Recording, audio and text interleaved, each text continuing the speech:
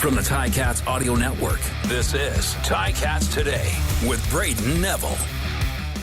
On today's episode of Ticats Today, we recap Simone Lawrence Day, an incredible celebration of the Ticats' all-time leader in tackles, and I catch up with the newly re-signed Ticats receiver, Tim White. It's Thursday, February 22nd, 2024, and this is Ticats Today. It was a great day yesterday as Ticats fans celebrated Simone Lawrence on Hamilton's first ever Simone Lawrence Day, the day starting off with Simone receiving the key to the new Snowmone Lawrence snowplow from Mayor Andrea Horvath at City Hall, and then made its way to Tim Hortons Field, where hundreds of Ticats fans came to show their gratitude to number 21, all while helping raise nearly $8,000 to Food for Kids Hamilton. And it was really a great time. It was great to see some of you fans of the show and Ticats fans and those people who came up to say hi to me. It was great to get to meet some of you, and just an awesome time and a great send-off to one of the greatest players in Ticats history. On today's episode, I spoke to a player who is cementing himself already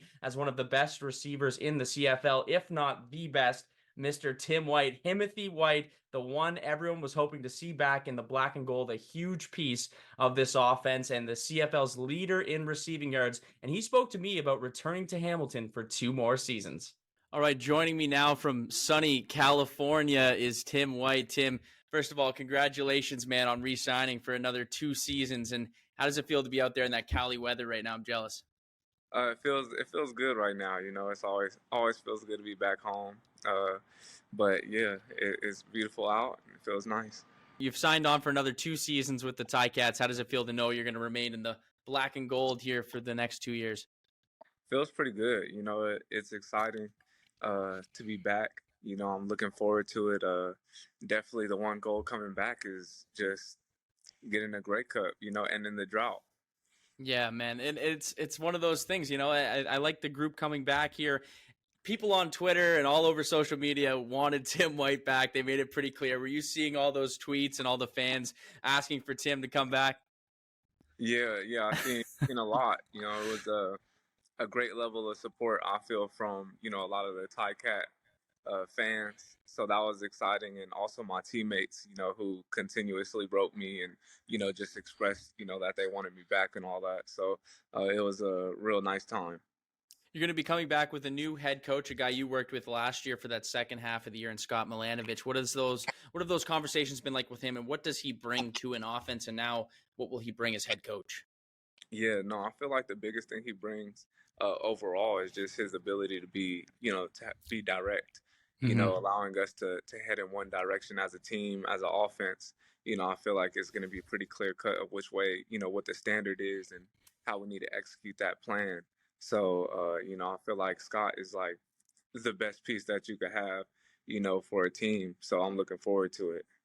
When I look at your numbers from last year, it was incredible. You led the league in receiving yards, 1269, third in receiving touchdowns and targets, and then you were up there in receptions as well. Are these numbers that you think that you can improve on even more? I do. You know, the first thing is winning. You know, Yeah. that's the number one thing, and going further to the playoffs and getting to a Grey Cup. But yeah, those numbers, I feel like as long as, you know, it impacts the win sheet, I feel like they can improve, and definitely feel like I could be a lot more dominant.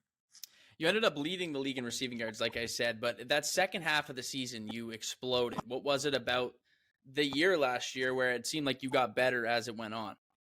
Yeah, you know, I mean, I feel like it's just opportunity. You know, obviously once we got Scott in the building, you know, my target share went up. You know, and I feel like I was able to improve in those categories. And I think the biggest thing is just opportunities, and then just being able to execute at a high level, you know, so it gives your team the best chance to win. One of those guys who will be throwing you the ball, and a guy you didn't really get to play with a whole lot last year due to injuries, is Bo Levi Mitchell. But what does it mean to get him back and to now go into training camp with Bo as your QB?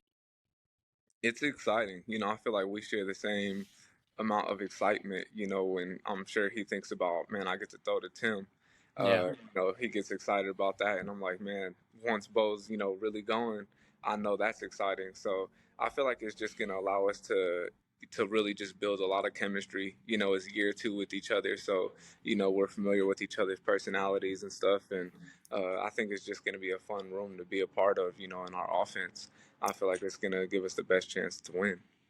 One of those guys you built chemistry with last year that was sort of the surprise of the offense is Taylor Powell. And I believe his first throw, or one of his first throws, was a touchdown pass to you. Was that a guy you felt that chemistry with almost immediately when he came in? Yeah, definitely. Taylor Powell, aka Baby Savage, um, he stepped in a role and really showed that he had the ability to be there. And I think that's one of the biggest things that you have to do as a rookie. Stepping into that role is just show that you belong. So he did that part, and I'm excited to see what the future holds for him.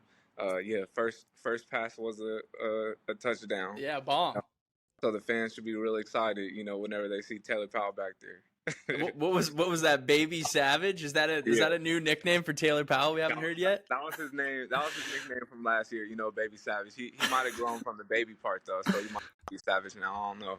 We can call him sophomore Savage, or we'll come up with something better maybe for Taylor. But no, man, that's probably one of the best nicknames I've heard so far. You were an All-Star last year. You've been an All-Star several years. I know that's not something you pay attention to, but does that give you a little bit of boost knowing that you're coming off consecutive All-Star seasons? Yeah, definitely. I mean, you look at everything that you do, Yeah. and you have it being an All-Star, division All-Star, those are all big, but the number one thing is winning, man. Can we end the drought? Yes. Can we end the drought? Please. Like it's time Hamilton gets a championship. That's what I'm most excited for. The opportunity that lays in front of us is a championship. You got some. I mean, I totally agree. I think Ticats fans are waiting for that too. It's been quite some time, but I mean, I'm looking at this offense. It's shaping out nicely. A couple guys that you're used to. I want to talk about one of those guys, and that's Andre Smith, a guy who's been growing throughout his career. You look at his numbers every year; they've been going up and up and up. But what have you been noticing about him throughout the growth of his first few years now with you on that offense? Yeah, I mean, I feel like when I look at Keandre, he's one of the guys that just did everything right. As far as stepping into the building, taking his role extremely serious, learning the ins and outs of our offense, doing the dirty work. So blocking, those are the things that keep you on the field as a young guy. And he did that part. And then last year, you got to see him make some catches and, make some big time plays.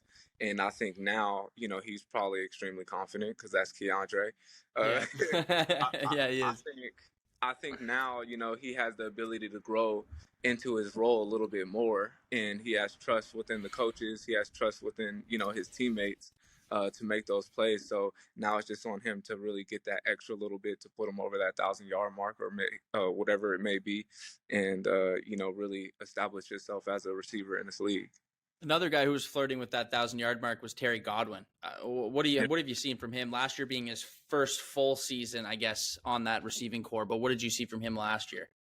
Yeah, I mean, Terry, what I seen from him last year is just his ability to display consistency. I feel like, kind of like Keandre, that's one of the first things that you need to do is just when you get those opportunities, can you make those plays?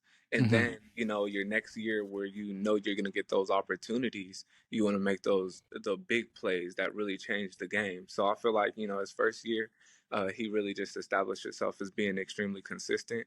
And the next level is really just making those big plays. Yeah, and lots of guys we could get into on that offense. I want to get into what you've been doing this off season. You're in California, you're enjoying the weather, but what's the training been like for you out there? Are you doing those beach workouts you've told me about in the past? Yes, the beach workouts is something that's always like a part of my game, a part of my off season. This year I've been on the track a lot lately, just a lot of 400s, a lot of 300, a lot of the tough stuff that just hurts your body a lot. But it's mandatory, when you're thinking about training camp. You're like, I want to be as prepared as possible. I want to be as in shape as possible. And if you want to continue to break off these 60-yarders, you have to be in shape for it. So, I'm definitely just locked in. It's super excited to be back. And, it's a long road to training camp. So I'm just going to continue to put the work in day by day. Are you willingly doing the 400 meter? Because that's the most painful race there is. I would say the 400's just grueling because it's basically like you're running a 100 for 400 meters, right? Absolutely. Absolutely. It is a sprint. There is some to it. But when you're training, you're just trying to get in the best shape as possible. And the 400, man, that's a man's race. So Yeah. in order to break the 60-yarders, you got to be in shape, and so that's one of the main things this year. I made the mistake in high school, Tim, of going and entering the 400 meter, and I didn't realize just what a grueling race that was. And let's just say I only did that one time. Aside from the training, the running, the football, what are you doing out there to wind down a little bit? First things first, I'm just hanging out with the family, making sure I'm getting my time in with my kids, and just relaxing, just chilling. Yeah. Are you a surfer at all, Tim? I'm not at all. You're No. not into the I surfing? hate the water. It's Really? Yeah, it's too cold for me. So you're just staying on the beach. You're not going in the ocean or doing any of that I'll stuff? be on the sand. I might dip my feet in there a little bit, but that's it. As far as man. One guy I wanted to ask you about, I forgot to mention, was your new receivers coach, Naaman Roosevelt. That's a guy who's had multiple 1,000-yard receiving seasons. Is it nice to have that extra boost, that extra set of eyes on a guy who's been there before and done that? Absolutely. I feel like that's extremely impactful for a guy like me, and definitely impactful for the younger guys stepping into the building, just being able to relay that level of experience from a coach's perspective now, I think is a great thing. And I feel like that's really, when I look at our coaching staff, I feel like it's a lot of guys that actually played. So I feel like that's going to be a benefit to our entire team, fundamentally making sure that we're fundamentally sound and, being able to just grind out certain key wins during the season. Yeah, no, and you look at this coaching staff, there's a lot of new pieces, but there's definitely some guys who have done a lot in the CFL, a lot of guys who have won Grey Cups. Tim, for the rest of for the rest of the off season, what's kind of your mindset here as you wind down into these next couple months into preseason? Yeah, no whining now. We're ramping up. Ramping up. All right, let's go. Like it's really like that's what it is. You have to kind of like lock into that zone. This is where you're communicating with friends and stuff, man. Y'all have January and February after that. Like it's time to lock in. It's time to be extremely dedicated to our craft. So it's kind of just making sure that I'm prepared in every single way possible, and going into training camp, on a high note. Well, man, we're looking forward to it. A lot of Ticats fans, myself included, excited to have you back in the black and gold. Timothy White will be back playing here in 2024. So thanks for joining me today, man, and enjoy that sunshine. Yes, sir. Thank you. I appreciate that.